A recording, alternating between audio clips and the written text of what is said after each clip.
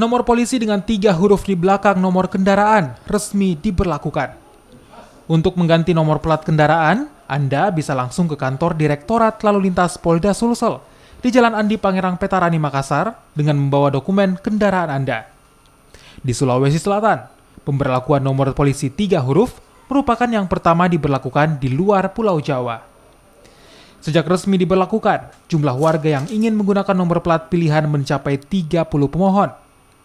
Plat dengan 3 huruf ini menggunakan teknologi berbeda dengan plat nomor biasanya. Plat nomor ini dapat berubah warna jika terkena cahaya dan memudahkan pihak kepolisian untuk mendata dengan sistem tilang online. Ya, betul. Jadi kami meluncing ini berdasarkan telegram dari Mabes Polri melalui Bapak Kakor Lantas. Kemudian kami mencoba untuk membuat keputusan dengan keputusan Bapak Kapolda Sulsel sehingga skep ini bisa kita laksanakan di Polda Sulawesi Selatan.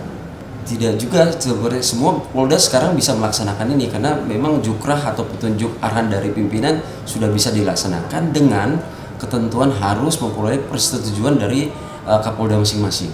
Jadi Sulsel mencoba berinisiatif untuk melaksanakan